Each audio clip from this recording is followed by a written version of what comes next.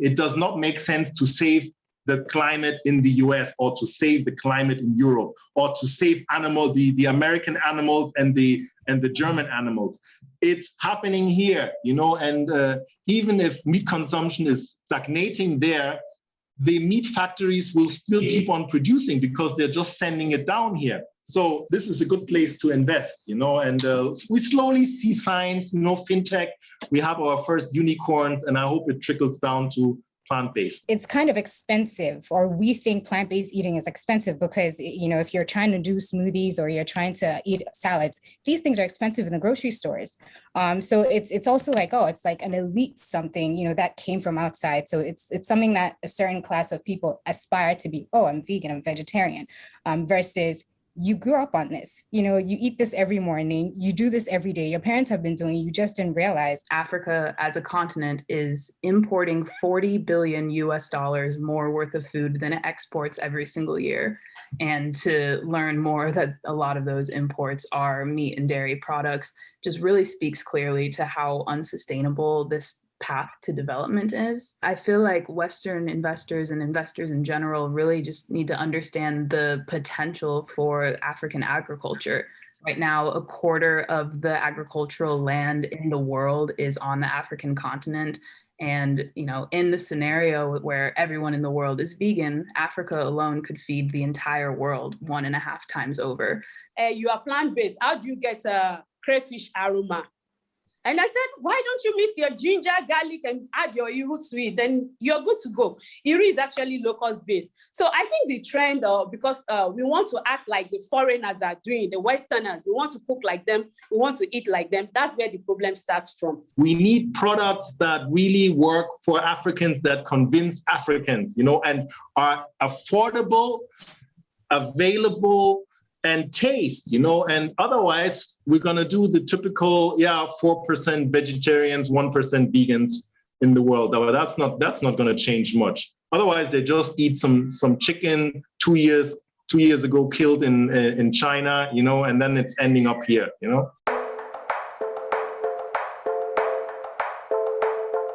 Before we get into it, I want to touch on some of the challenges and opportunities. There's malnutrition due to protein deficiency, and that's the fact that the price is very high for meat and it's also very low quality. There's also diet-related diseases like hypertension and diabetes that are growing at a substantial rate, also due to meat consumption. Plus, the meat market is expected to grow 300% until 2050. Whereas on the opportunity side, there's going to be a huge surge of population, predicted to be doubling to 2.5 billion also by 2050. So let's kick it off by getting the introductions from the panelists. Hi, my name is wilson-tei. I'm from Accra, Ghana, and I'm the co-founder of Tamlin Foods here in Ghana. We make plant milk and flour from the tropical almond nut, which is located in temperate regions of the world. We're established in 2019, and since then, it's been up and down because we hit COVID in 2020, but we really picked it up in 2021. We've hit a bunch of grocery stores. We're in the process of working with major hotels. So yes, we're getting Talmud out there, and we're educating the Ghanaian people on the benefits of plant-based eating. That's awesome. Thank you so much. And Sunny, it'd be great to hear from you next. Yes, absolutely. And Ashiaki, it was awesome just to learn a little bit more about Talmud Foods. To introduce myself, my name is Sunny Satva. I'm the founder of the Vegan Africa Fund, which I started earlier this year as I recognized this huge capital and infrastructure gap across Africa. So I'm a diasporist. I'm based between Las Vegas, Nevada in the States and Mombasa, Kenya. And earlier in 2021, I was exploring the Kenya coast and came across the first vegan restaurant in Kenya called Vegan Basket.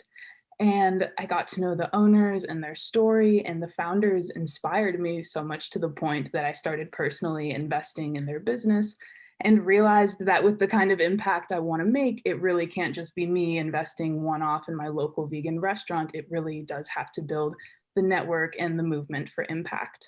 So I founded the Vegan Africa Fund, and we launched VAP, which is our network cryptocurrency to support an African vegan future.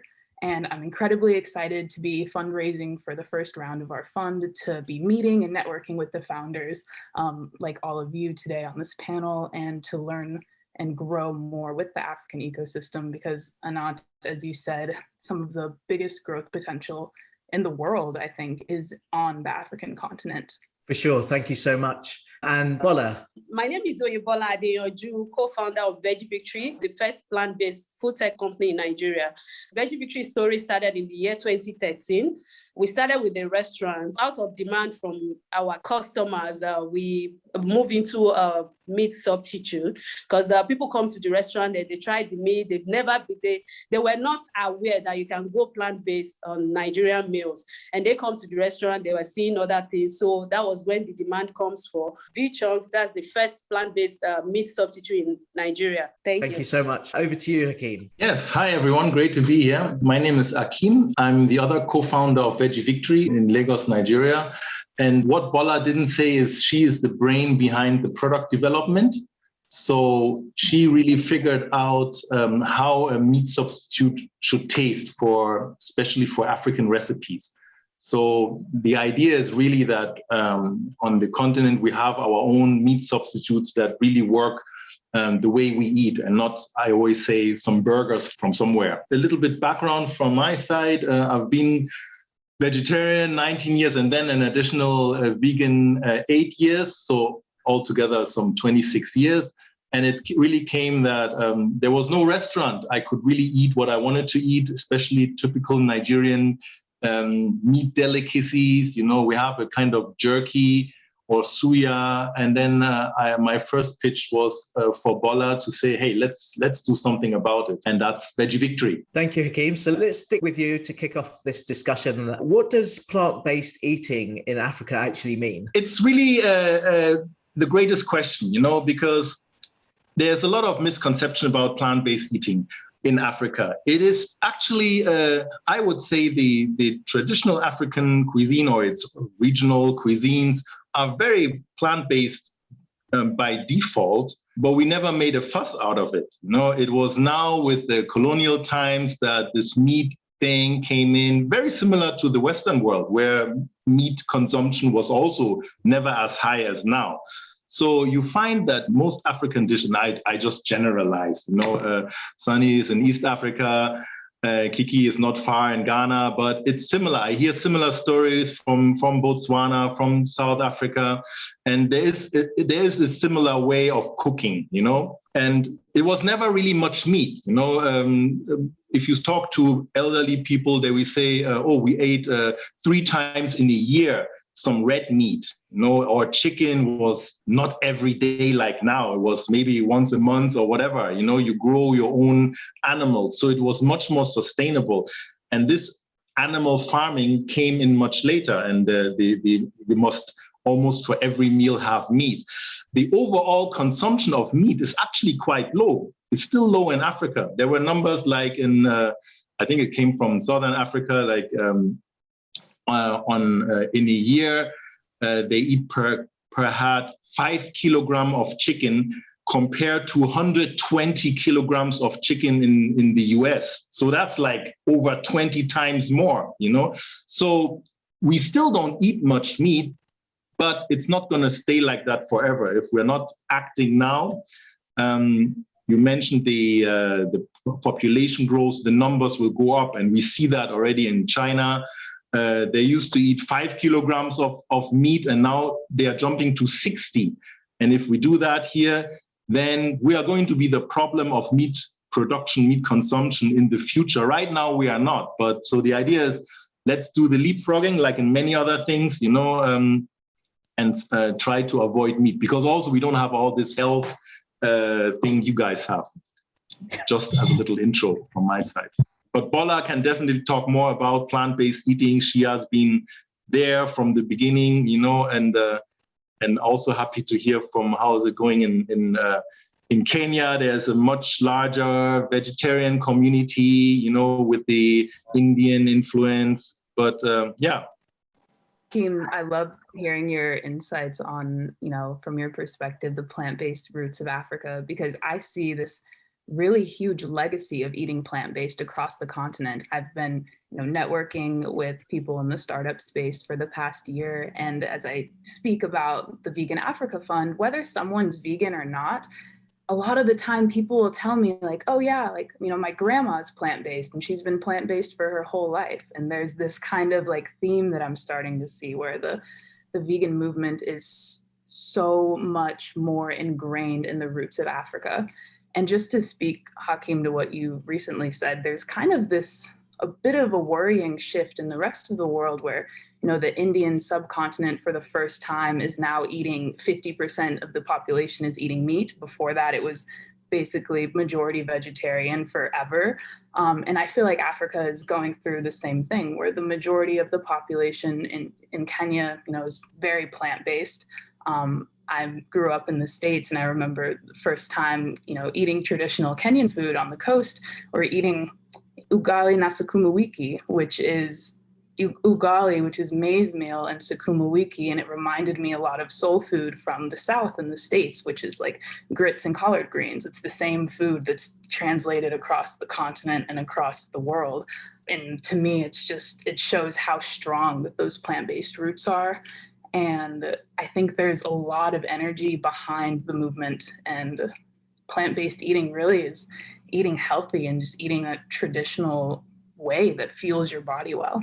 That's great to hear, Sunny. I just want to jump in. I don't know how it is in Kenya or in Nigeria, but I feel like in Ghana, we see the plant-based diet as an import.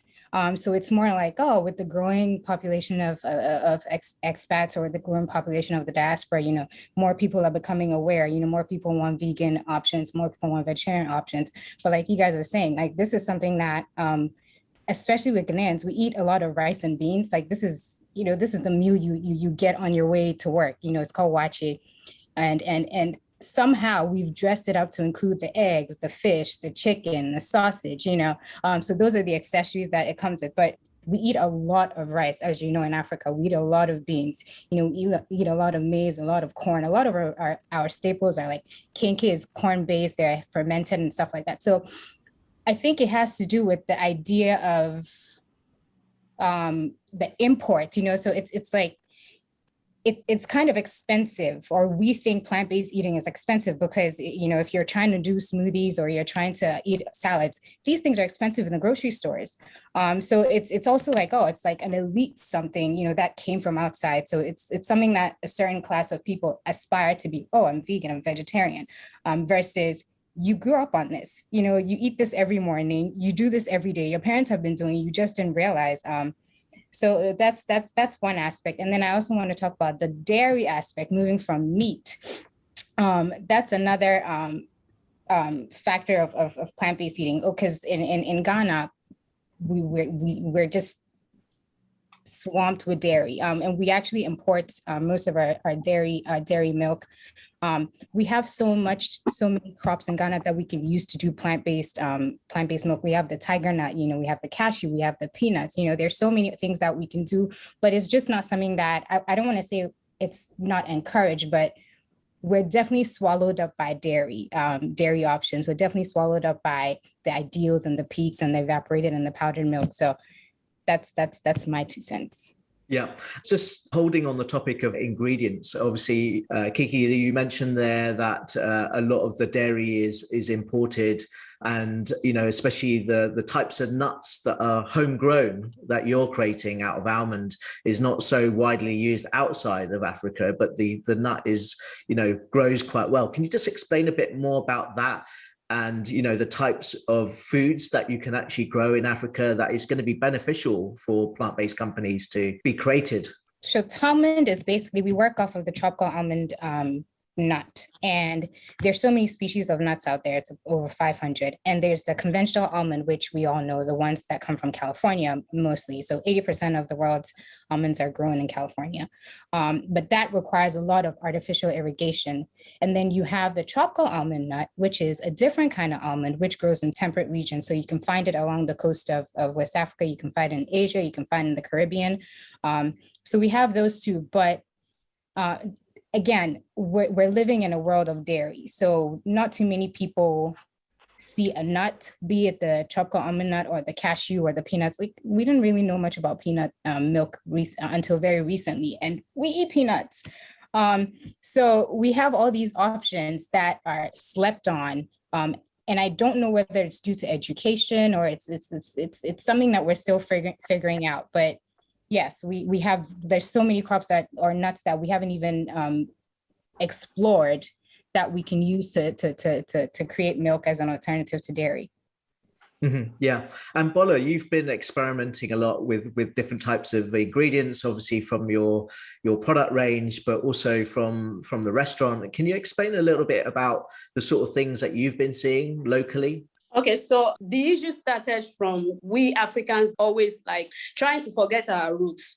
Because if you talk about the way we eat pre-colonial era, there are some dishes, like most of the food that I'm Yoruba, like I'm from the western part of Nigeria. And most of our meals, if you look about the typical Nigerian cuisine, typical Yoruba cuisine, they are mostly plant-based. Like you have something like corn and beans, there's a meal, a plate called egbo.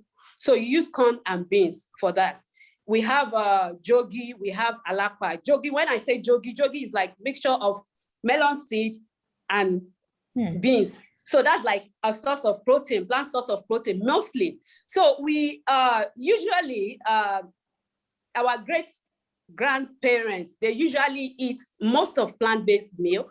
And then when they want to, maybe they went to hunt animals. That's the only time they have meat on their plate.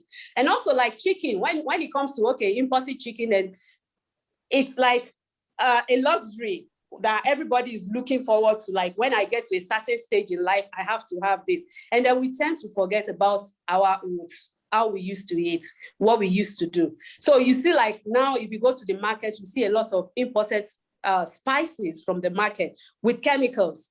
Whereas we have our own homegrown spices like ginger. Ginger is everywhere. Turmeric is everywhere. Garlic is everywhere. We have the local spices, like you have the clove. Clove, you can use your clove as tea. Aside from being the spices, you can boil it as tea. And we have this, like I said, I'm from in West Africa. I'm sure my Ghanaian sister knows that. Gari is like a very, very popular delicacy for us. Like when you go to school under the burning sun and you're back, you put gari in water. The water, it's fermented. It's actually fermented cassava flake. So it's like it has gone through the fermenting process. So you have your probiotic there. So why do we have to always source for yogurt to get our probiotic? So it's like when you go to school, you come back, you soak your gari, you're drinking the water. That water is soothing enough. It calms your nerves and everything. Same thing with the spices. We have them. We have locust beans. Locust beans is like the most cheapest ingredient that you can buy in the market. You buy it, like you just go to your market and it can be used in any delicacy. So most time people ask you about, you are plant-based, how do you get crayfish aroma? And I said, why don't you mix your ginger, garlic, and add your iru to it? Then you're good to go. Iru is actually locust-based. So I think the trend, because we want to act like the foreigners are doing, the Westerners, we want to cook like them, we want to eat like them. That's where the problem starts from. And then the way the population is growing, can we actually cater for animal protein? Can we cater for that? Are we ready for the crisis when it comes? Yeah, maybe I can add something. So the pattern is clear. We are changing our diet not to the better, according to Western diet, and then that's where a lot of animal products come in. And there are even statistics there that are reports that the lacto intolerance, and that's where it connects to Kiki again, the lacto intolerance is very high in Africa.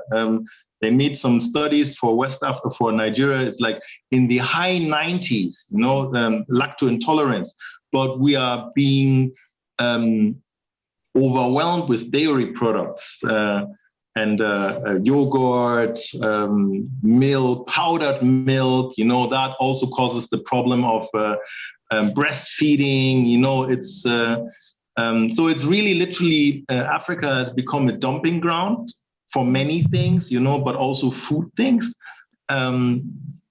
And plus we don't have that medical infrastructure, So once you are on blood pressure, on diabetes, it's really a big problem for this population here. We don't have money for the medicine. We don't have the all these things. So it is really becoming urgent. I think that is across Africa the same thing. Bola, you were saying that the population is growing, and at some point we may not be able to sustain the with animals and stuff like that. My question is, if we do decide to continue investing in agriculture over here, like or with the agriculture as it is, will we be able to sustain? Because in my experience, we've spoken to certain organizations and stuff like that, trying to get funding or assistance and whatnot, and you usually get we're not really doing your crop. It's like, if it's not the main crops like cocoa or cashew or peanuts and stuff like that, you're not really getting support. So yes, I hear you when you say we may not be able to stay with meat, but if we say, okay, we're going to switch to plant-based diets for the population, are we going to get the support? Are we going to be able to do it? Because it comes with, like, we need the government supports. We need people to say, okay, let's invest over here, not just say, let's just do the cash ones or the ones that are popular, the ones that are known. But can we sustain that realistically? I don't know about in Nigeria and Kenya, but I don't know, Ghana, I don't know. Economically, if I can just chip in, we cannot sustain it. Like I found out that half of the meat consumption in Nigeria is already imported. Importation means you're paying with dollars, So the Nigerian government, if you have seen, the Naira has been devalued by half, over the last, 12, 24 months. And so they are looking everywhere. How can we save dollars? And now they're talking about to stop wheat importation. Well, what about the meat? That is even a higher factor. So yeah, I'm always hesitant when you say the government, but because they're not going to act, they don't even see that as a problem. But if there's change, it has to come from the private sector. But actually, the problem is so big that you need some government policy. Yeah. What is the issue at the moment with securing funding, both from the government and private investors and maybe even institutions? Externally, not so I've had, because we're trying to raise around last year, I've had foreign investors say, oh, Africa, will your government give us trouble? We don't want to deal with your government, so we're going to back off, or we're going to pass on this one. Locally, again, we've had private organizations, and I will not name them, but these are European organizations that would say, we're just focusing on cocoa. We're just focusing on cashew. What is this crop you're talking about? And it's like, for our crop, for example, we've had outgrowers and associations from years ago, and they're trying to get the government just some kind of awareness. They're just trying to be seen. And I'm talking years ago, like 20, 30 years ago. And you just have the government or these organizations saying, we're not interested. So it's kind of difficult. It really is difficult when it comes to funding, because you have to convince people, you have to educate the masses, first of all, then you have to educate the organizations, you have to whet the appetite of the government. And it's usually, if there's no financial gain to it, you're probably not going to get, or if they don't think there's a financial gain, you're probably not going to get the support that you're looking for. So it's rough. It's rough raising funds down here. It's been difficult, because you don't just have to prove yourself, but you have to educate people on what it is. The big issue with raising funds is always like there's a certain way of life that people are used to. They are used to all these common animal products, and you now go to them, you approach them, you say, oh, I have a product which is plant-based and everything. The first question that comes to mind, or they ask you, is like, who is buying this? Who is going to buy this? This will not work. And if I'm an investor, I'm an investor, I'll think very well, think very, very, very well before I can invest in a business that I feel will not be successful. Like, it's like unreal to them. So I think where we have to come in is we have to create more awareness, because we have to create demand for our products for people to really know. When you talk about Nigerian economy now, it's very, very bad. And I feel a lot of people are now coming back and going back to the roots, whereby they are sourcing, making their soya beans, milk at home, Yes, compared to going to the market to get the pasteurized animal milk. So it's like, it will get to a stage, the focus will come to plant-based, the focus will come to agriculture. But before it gets there, we have a lot of work to be done. We have to educate people. We have to let people know what we are doing, the excess we are actually bringing on ourselves, because we want to, we want to act the way some people are acting. Bola, I feel like Western investors and investors in general really just need to understand the potential for African agriculture. Right now, a quarter of the agricultural land in the world is on the African continent. And, in the scenario where everyone in the world is vegan, Africa alone could feed the entire world 1.5 times over. So there's so much potential. And, just speaking from the Kenya coast, there is so much abundance in, very sought after vegan materials, things like cashews and jackfruits, which are growing abundantly. Lots of coconuts, which are being processed into everything from cultured coconut yogurt to coconut milk. And I think that, it's hard to, as an investor and as a funder, when you're investing in food products, you really want to try the food. You have to know that it tastes amazing, that it's going to perform well in the market. And of course, you need to be on the continent, or you need to be able to access the products in order to actually, see if that's something you can see yourself investing in. And I think that that's another barrier, is just having investors on the continent with that focus on the plant-based future of Africa.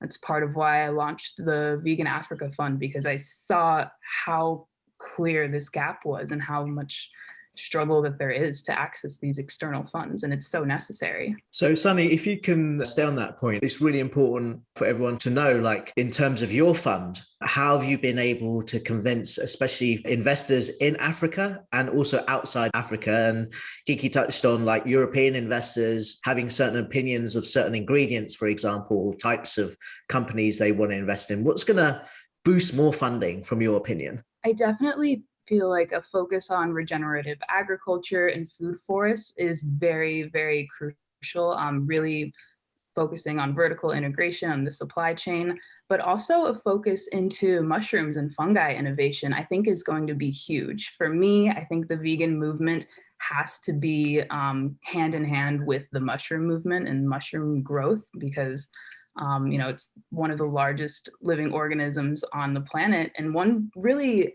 interesting phenomenon across Africa is there's a lot of development happening, but not a lot of research and development. And so there's this really big gap where, technologies and infrastructure that's been tried in the West or in the East is brought to Africa without much improving upon it as far as a sustainability improvement or an eco improvement. And one thing that we're really hoping to fund, and one way we're helping, explaining this to investors, is we're investing in the network, we're investing in growing the plant-based network, but we're also investing in innovation and research and getting infrastructure and labs built so that we can, come up with this, increased food tech, increased food science, to actually be able to support the vegan movement. And I'm really interested in all of the innovation in mushrooms, especially. I think that's going to be a big move for the continent. Yeah, I agree. I think the mushroom space is super exciting, especially when you start looking at medicinal mushrooms and how that's going to help in the future, but also using mushrooms obviously as a plant-based substitute for meat products, and the versatility of fungi that you have. There's like everything from mushroom-based leather materials, vegan leather materials, as well as mushrooms that can eat plastic. And I think that that's another, there's a huge issue across Africa with plastic and pollution now, and there's just so much space for innovation in that. So the Vegan Africa Fund, we're supporting food-based initiatives and projects, but as well plant-based and vegan initiatives that support innovation and just sustainable development and really having impact on personal well-being and planetary well-being. Mm. And in terms of talent with universities and collaborations, Yes. How do you think we can encourage that stream of students and new entrepreneurs to come out from the universities, but also to concentrate on the science aspect of figuring this out as well? Yeah, so I'm really excited about a program that Stellenbosch University in South Africa is launching through their Launch Lab. It's an incubator space specifically for plant-based businesses, and that's going to launch early in 2022 with a focus on South Africa initially. But once that program is successful, it's meant to, expand through the whole continent. So I'm expecting to be working closely with them to help them, scale these businesses. But I think we just have to, capital is really key in order to build a business. Students who want to take a chance on themselves, take a chance on their business, they have to know that they have I think partnerships are really key, and building the network is really key. And that's something that we're actively working to provide that foundation layer for. You have to really understand the African consumers, and they are very conservative. You can come with all great ideas and this and sell meat and tempeh and stuff, Listen, that's not even mainstream in the Western world, Yeah, I'm a very outspoken person when it comes to where are we as the vegan movement. Yeah, in Berlin, cool, New York, great, Portland. That's not the reality. I'm half German also, half Nigerian. If you go to countryside Germany, it's a different ballgame. Nobody's talking about tempeh there. Africa is worse. They are very aspirational people. Aspirational, but not with a lot of purchase power. They rather trade the next extra dollar they have into meat because it has this prestigious aspect, very similar to Europe a couple of 100 years ago. It's not so alien. Vegetables, potatoes were for poor people. Meat was for the nobility. So it's very similar here.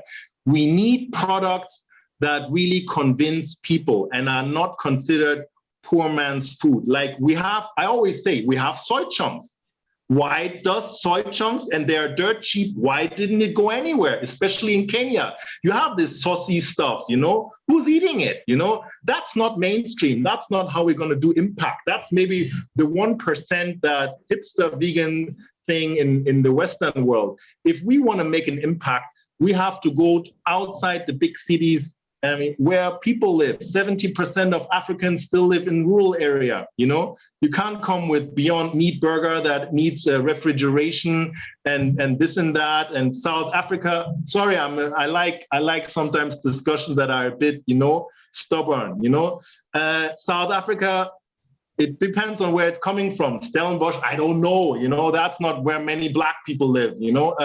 So we need products that really work for Africans, that convince Africans, and are affordable, available, and taste. And otherwise we're gonna do the typical 4% vegetarians, 1% vegans in the world. But that's not gonna change much. Otherwise they just eat some chicken 2 years ago killed in China, and then it's ending up here, That's the reality. And it's growing, It's not that we are on a vegan cloud 7 here, The reality is it's growing. Meat consumption is growing, It's not going to go half in 2040 or all that, Well, that's just my 2 cents, So then, and jumping on taste, this is actually something that my partner and I, we go back and forth about, because she's a scientist, so she does the product development.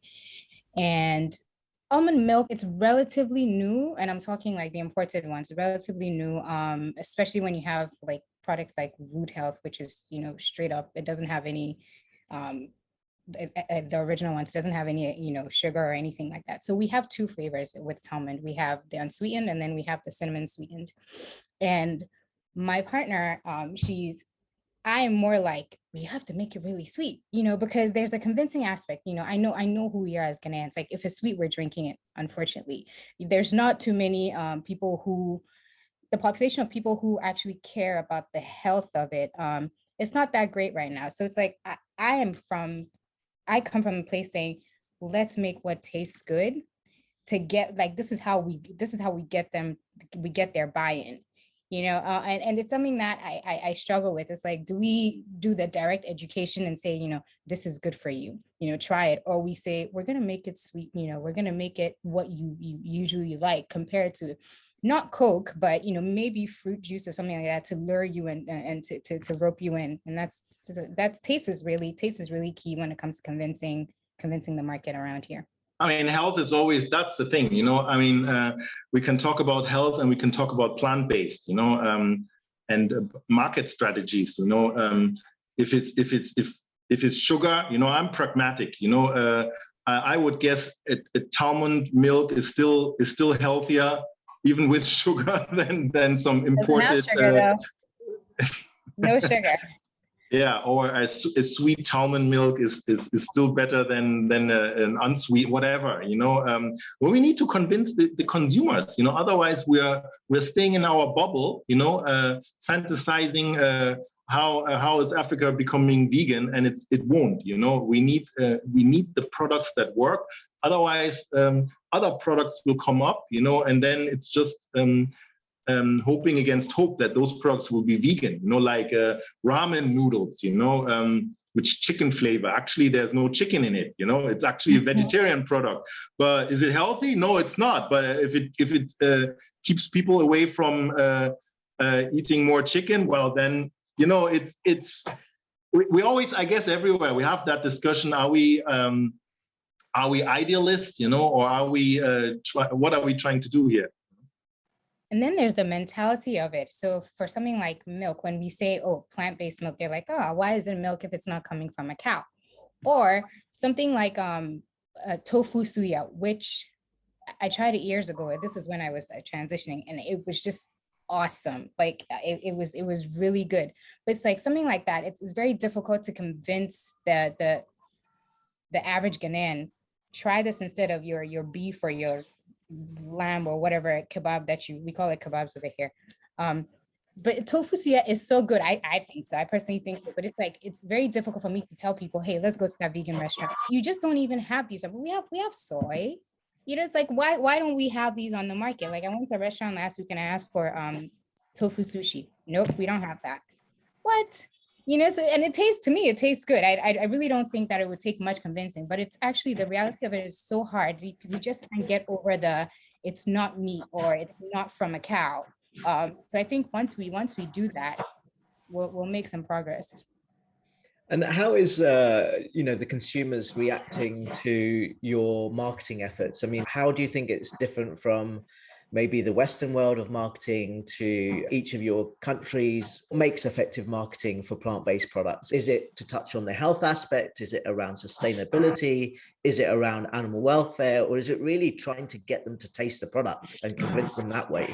It's taste, in my experience. And we tried, in the beginning, Ellie and I were trying to educate people, and we still do. But we've doubled down on actually having people taste the product, and then be like, oh, it's actually good, versus us giving them some kind of theory. We're talking about climate change, or we're talking about, the animals, they're killing the animals. It's not, this is not something that the average Ghanaian thinks about when they wake up.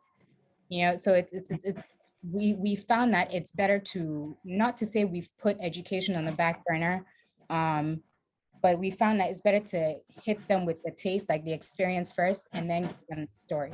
My experience of Nigerian markets, it has to be, you have to come from the benefits the individual is getting from the product.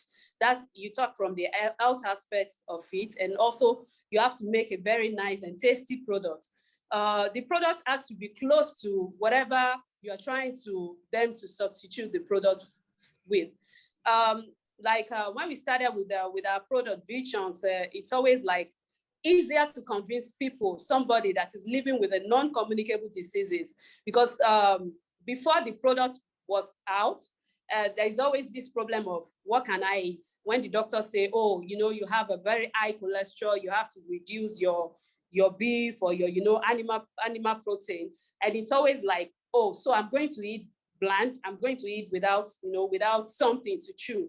And meat to me, what I feel is like a mind thing. So they needed something that acts like that beef on their plate and that is chewy like beef. So that's where our product comes in. So when people try, like people that are living with that has any one health condition or the other, it's always easier for them. It's always easier for them to adopt it because, it's like, it's filling a gap for them.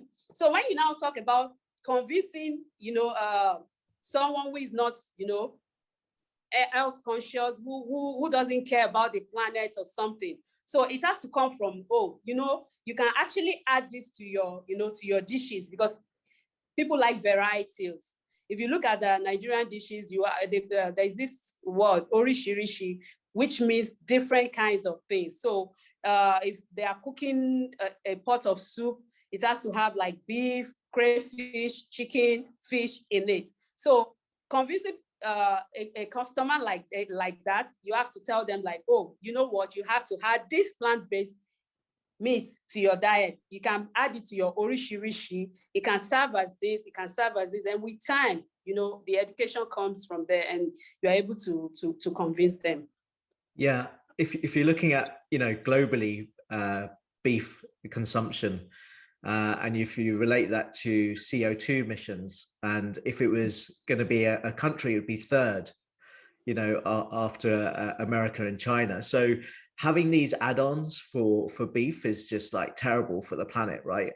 So we definitely want them to taste the alternative and then realize the texture and the taste is just as good, and you're going to be a lot healthier from having it than choosing the beef product, right? Yeah.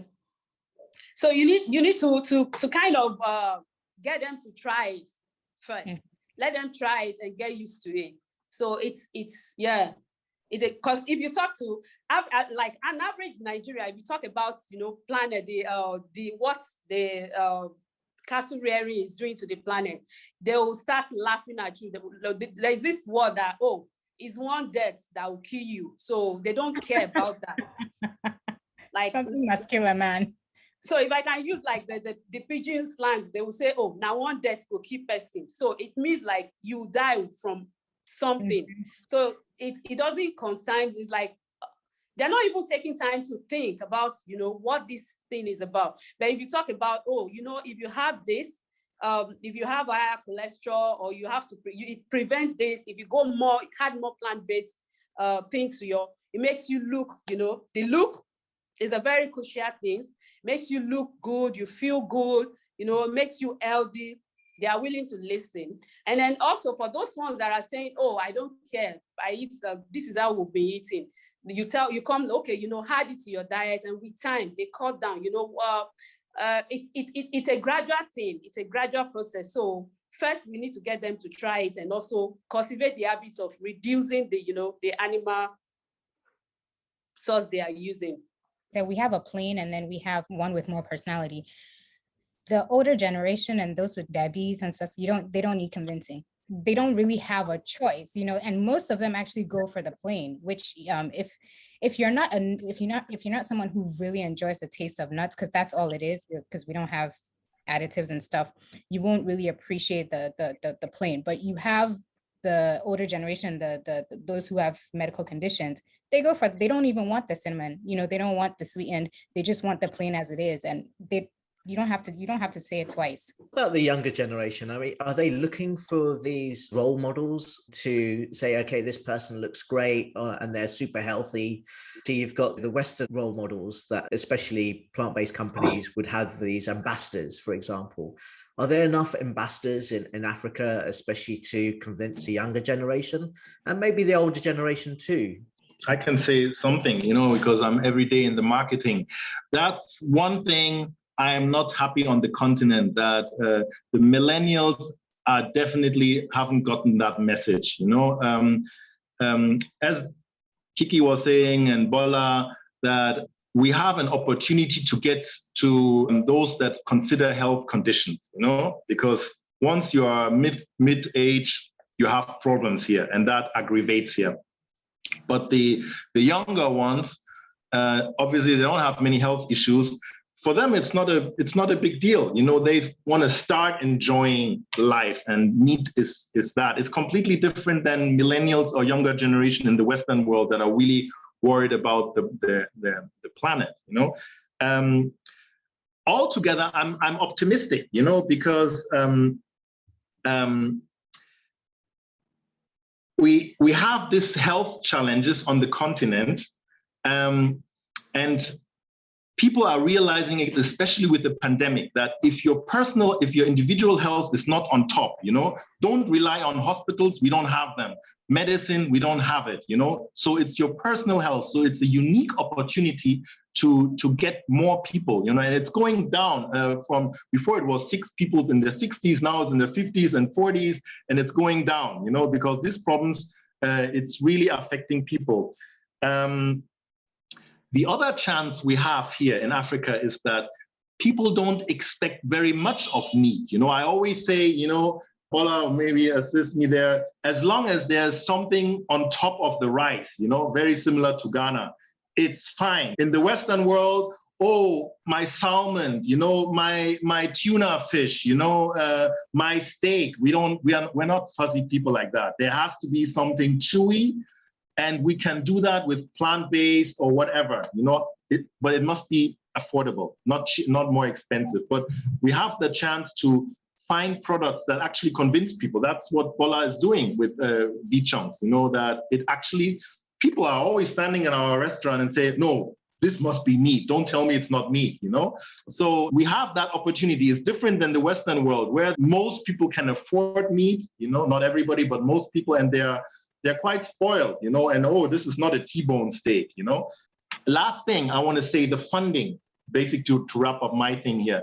It's, if we go plant-based, there is the, what to say, obligation from impact investors to look at Africa, because I always say it does not make sense to save the climate in the US or to save the climate in Europe or to save the American animals and the German animals. It's happening here, you know, and even if meat consumption is stagnating there, the meat factories will still keep on producing because they're just sending it down here. So this is a good place to invest, you know, and we slowly see signs, you know, fintech, we have our first unicorns, and I hope it trickles down to plant-based. Yeah, and I just wanted to add to that, Akeem, because you're so right, the investment is really crucial for the vegan movement to succeed. I'm really motivated by the United Nations Sustainable Development Goals. I think a lot of us are. And for those to be reached in Africa, it's going to take over, you know, $300 billion to $400 billion mobilized from the private sector, invested into African businesses every single year from now until 2030 for the SDGs to be met. That's, you know, no hunger, you know, equal opportunities for across genders, all of these goals. And one thing that we're working on at the Vegan Africa Fund is obviously investing with impact. And so part of our mission is to have VAF ambassadors in every single country to do exactly what you were saying, Anant, to have young people going out into the community, engaging in conversations about veganism. And we sponsored a corporate club football team in Uganda who's been traveling for the past few months, educating the communities. And one aspect that we're really looking at is having conversations with the youth, with children, about veganism, about a plant-based diet, and just, you know, having fun with them. You know, you're at a football game, you see these players are doing awesome, they're winning, and they're plant-based. And in Kenya, the Vegan Society of Kenya is going around to schools and helping them establish gardens, teaching the children about gardening and eating a plant-based lifestyle. And I think there's a really big opportunity and a really big need to really start motivating, you know, people as young as we can, and explaining the vegan diet, because just from a, you know, an ethical and animal rights perspective, it feels so much easier and so much more natural to communicate the situation to children and have them understand it much more easily, that animals are our co-companions on this earth, that they're not here to be our commodities. And I think that is definitely somewhere we should be putting a lot of energy and time as well. Yeah, for sure. So I know, Bola, you've been doing some work in schools as well, right? Yes, we have an advocacy platform for Veggie Victory. So we go around schools to educate kids on plant-based eating. And then you always find out, like the first time I spoke with some kids, it was at a school book fest. So there were a group of students from about 5 schools, and they were there, and I was discussing with them. The introduction was like, okay, guys, you know, we were talking about a balanced diet. Can you guys tell me about balanced diet and their sources and stuff? And they talked about carbohydrate, their protein, and then I said, okay, let's talk about protein. Protein, where do you source your protein? And everything they mentioned were from animals. And I said, oh, but you were told that you can source protein from plants, from animal. And somebody said, yes, but it's beans. So it's really like absurd to them for their mother to serve them jollof rice, a plate of jollof rice, and add beans, because their own understanding of sources of protein from plants is in granular form. So it was so like surprising to me that even it comes from the education, how, you know, the youth are being educated at school. So I had to explain to them, you know, we have things like soya beans, you have this, you can actually make moi moi out of your beans, and it becomes like something you can add to your jollof rice and eat, you know, without beef or without chicken.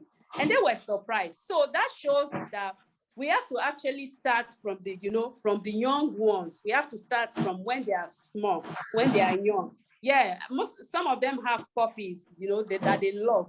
But is it wise to love one animal more than the other? You know, like you love your puppy, you can't eat your puppy. You love your kitten, you can't eat them. But you can eat beef, you can eat fish. So what is the difference there? So that's when we actually focus more on educating the young ones. And I got a call from some like a family, and the woman was saying, oh, she wants to come to get our product. Where can they get that? Our daughter came home and she said, oh, she actually had a plant meat, you know, tasted, and she tasted the plant meat somewhere.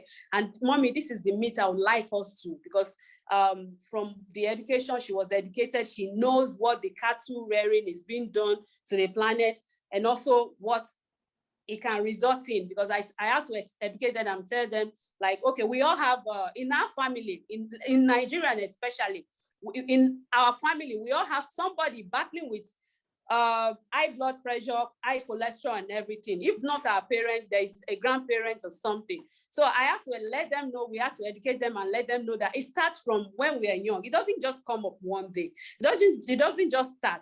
And then we have this conflict from the Fulani herdsmen.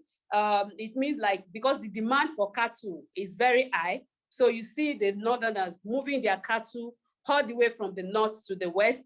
And while doing that, they are going through people's farm, destroying their farms and everything. So it's bringing conflict. So we have to let the young ones know that, okay, there are actually other ways that you can do this to prevent this one from this. So it has been really like a great experience. And from there, we can see from them that they are paying it forward. They are paying the education, because they get home, they ask their mom, their dad a lot of questions, which give the parent a food for thought. So it makes them think also.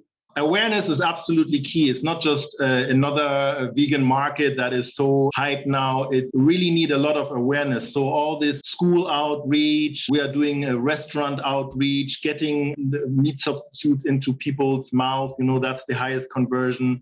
Vegan challenges. Pro-Veg is doing a lot of work there, Africa. So it goes hand in hand, and very similar to other places. I think in Hong Kong, it was the same way. It's not just, oh, let's have some products, but it also does not work without products. You know, we don't have many products here. So you can't convince people without any product, you know. So we're working on all fronts here. Financing with Sunny, very important. Milk definitely should be already much bigger. You know, we see that plant-based milk is already having 10% of the market. I think it's still far. We don't, in Nigeria, to find locals, we don't even have a local soya milk. There was one that even stopped, you know. Everything is imported, and this importation does not work, you know. Yeah, so lots to do, lots of opportunities. Just thinking about sort of closing statements now from each of you, like from my perspective, there's definitely the importance when you have products to maybe focus on the health side. I think from an investor point of view, they need to be more open-minded, especially to use local ingredients. There is massive opportunity, but there's also massive issues that we need to overcome for the spread of animal farming starts to create even more dangerous situation than we already are in. So it would be great if each of you can just have a closing statement to wrap up this great panel discussion today. Yeah, I would just like to close by saying thank you, Anant, for bringing us all together. Speaking with all of you, Hakeem, Ashiaki, Bola, truly was inspiring for me, and to hear your perspectives. One reason why I felt called to start the Vegan Africa Fund was looking at the numbers. Africa as a continent is importing $40 billion more worth of food than it exports every single year. And to learn more that a lot of those imports are meat and dairy products just really speaks clearly to how unsustainable this path to development is. And at the same time, there are so many amazing, abundant local materials, local ingredients that we can be producing at scale to have a more equitable plant-based future. So I'm very excited to be on this journey with all of you. I'm excited for the growth that's to come, because we know that the vegan food market is projected to grow over 500% in the next decade. And I hope to see all of your businesses, all of our businesses flourish during this time period. The Vegan Africa Fund is working to make sure a lot of that wealth creation can happen in Africa by providing initial startup and expansion capital to entrepreneurs and founders who are on this journey. So thank you all for all that you're doing. We are working with VAF to scale the vegan movement in Africa, and just having this conversation is really reiterating to me why it's so important that it happens. So so same in Ghana, it's really exciting to see just the smaller, they're not necessarily, startup stage or whatever. You just have people making their own coconut milk or tiger nut milk and all that. It's really inspiring to see people really go hard with their small Instagram followers and stuff. I think that the more we create the awareness and the education, the bigger we'll be, because this stuff tastes good. If it tastes good, Ghanaians are drinking it. So it's like, and we have it, we have the peanuts, we have the coconut, we have the tiger nut, we have the tropical almond. We just need to encourage, and we just need to educate people, both people who could produce it and both people who would consume it. So I'm excited to see what happens. And thank you, Anant. Yeah, thank you, Anant, and thank you, Asakia and Sonny. Akeem, thank you. It's going to be a very tough journey, to really get people to go plant-based. But there's this saying that if we all can reduce our dependence on importation, we can reduce that, we can reduce the beef that we're putting in our plates, and it will make a big difference. So I'm so excited going on this journey. It has been like very, very tough and a very amazing experience. And I'm also looking forward to the next decade. And thank you for the opportunity you give us, Anand, for today. So thank you, guys. Thanks, Anand, for bringing us together. I think that's the best thing to start with, bringing people from South Africa, East Africa, West Africa, Ghana, and Northern Africa together. And really, it's not only in the plant-based or vegan scene, it's everywhere, all the African industries, we need to work together. So we need to start talking together. And everybody has the same issues. We get calls from Botswana, similar, Africa is really, for me, the future. It's not so much about reducing meat, it's about preventing meat, and that will definitely help the world. If we're not getting it right here, especially big countries like Nigeria, and then it's similar to India, China. If those countries are swinging the meat way, then I think globally we don't have a chance, So Africa is playing a key role to have a plant-based vegan future. Yeah, it was great to have you all on the panel. I really appreciate your time. It was a fantastic discussion. lots to think about, but also lots to do. So I really hope people get behind the continent and really start to improve things and start investing money where they should be to make a bigger impact and a faster impact that we all need. So thank you again, everyone, and hopefully speak to you again soon. Thank you. Bye to London, bye to Ghana, bye to Kenya. Bye, everyone. Bye, everyone.